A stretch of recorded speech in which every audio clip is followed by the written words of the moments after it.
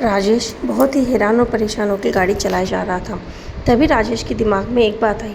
राजेश ने सोचा कि जब से राजेश ने ये इंस्पेक्टर वाली बात छेड़ी है, तब से शिल्पा हमेशा क्यों परेशान हो जाती है। ऐसा हर बार हुआ है, जब जब राजेश ने इस एक्सीडेंट के बारे में जानने की कोशिश की है, शिल्पा हर बार परेशान हो जाती थी। एक बार तो शिल्पा ने राजेश को बुरी तरह से चिल्ला भी दिया था कि वो ये इंक्वायरी करना बंद कर दे। कहीं ये तो नहीं कि शिल्पा को पता हो कि जब मैं इंक्वायरी करूँगा तो मेरे सामने ही सब सच आ जाएगा। और शिल्पा इसीलिए ये नहीं चाहती थी कि मैं इंक्वायरी करूं।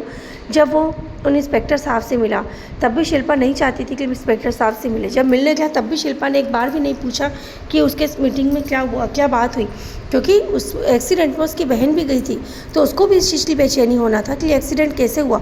पर शिल्पा इस एक्सीडेंट में इंटरेस्टेड ही नहीं थी। क्या इस सब की वजह यही है कि इस एक्सीडेंट के पीछे कहीं ना कहीं शिल्पा का हाथ है? पर क्यों? शिल्पा आखिर ऐसा क्यों करेगी? शिल्पा की बहन थी रागिनी, और रागिनी और शिल्पा दोनों एक दूसरे से बहुत प्यार करती थी। बल्कि उसकी एनिवर्सरी मनाने के लिए रागिनी कितनी एक्साइटेड थी। शिल्पा का तो मन ही नहीं था एनिवर्सरी मनाने का। फिर क्यों ऐसा करेगी?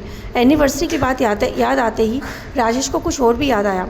राजेश को वो बात याद आई जब एक्सीडेंट वाले दिन शिल्पा ने अपने लहंगे की बात करी थी, और वो ड्रेस लेने के लिए रागिनी उसके मायके जा रही थी रामपुर, और बाद में पता चला कि वो ड्रेस तो रामपुर में थी ही नहीं, वो ड्रेस तो यहीं थी शिल्पा के पास।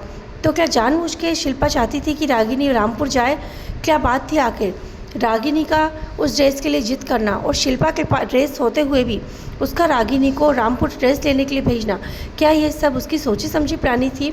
जब ये लोग जा रहे थे, तब शिल्पा ने खुद बताया था कि जाने के लिए दोनों बच्चे बहुत जिद कर रहे थे, और शिल्पा नहीं चाहती थी कि दोनों बच्चे साथ में जाएं। उसने दोनों को रोकने की कोशिश की, पर वो वाणी को तो रोक नहीं पाई, पर चिराग को उसने किसी भी हाल में नहीं जाने दिया। और चिराग शिल्पा के साथ नहीं गया। चिराग शिल्पा के पास ही रह गया, और शिल्पा रागिनी और कैलाश के साथ उसने चिराग को नहीं जाने दिया। क्या ये सब इसीलिए कि वो जानती थी एक्सीडेंट होने वाला हो? उस रात जब राजेश बहुत परेशान था, परेशान होकर बार बार फ़ोन लगा रहा था कैलाश को, और फ़ोन नहीं लग रहा था, तब भी शिल्पा उतनी परेशान नहीं थी। शिल्पा बल्कि राजेश को यही कह रही थी कि कोई दिक्कत नहीं है, वो लोग पहुंच जाएंगे। ये सारी बातें क्या इसी और इशारा कर रही हैं कि यह सब एक्सीडेंट शिल्पा की एक सोची समझी प्लानिंग थी? क्या बात था? पर शिल्पा ऐसा करेगी तो करेगी क्यों? किस वजह से? क्या इसलिए तो नहीं कि बिज़नेस की पूरी बागडोर मेरे भैया कैलाश के हाथ में थी? क्या इस लालच की वजह से शिल्पा ने ये सब कराया, या फिर कोई और बात थी? क्या था? यह गुत्थी और उलझती जा रही थी।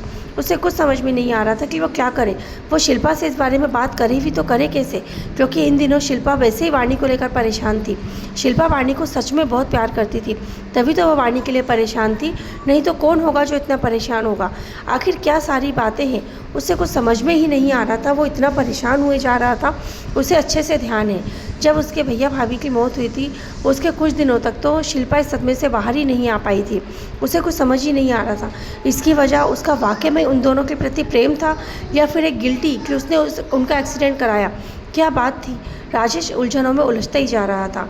यहाँ शिल्पा भी घर पर बहुत परेशान थी। उसकी उलझनें उलझती जा रही थी कि वाणी आखिर इस पेड़ की तस्वीरें क्यों बनाती है, और इस पेड़ के पास क्यों एक्सीडेंट होता है, और इस पेड़ की तस्वीरें कभी भी पिक्चर्स में क्यों नहीं आ पाती हैं।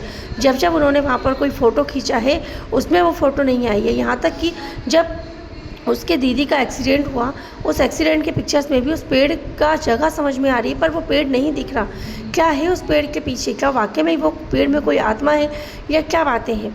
उसे कुछ भी समझ नहीं आ रहा था। एक तरफ से उस पेड़ के पास उसकी दीदी का एक्सीडेंट हुआ, उसकी बच्ची वाणी की आवाज़ गई, और उसके पति राजेश को भी उस पेड़ की डालियों ने बुरी तरीके से अपने ऊपर लपेट लिया था।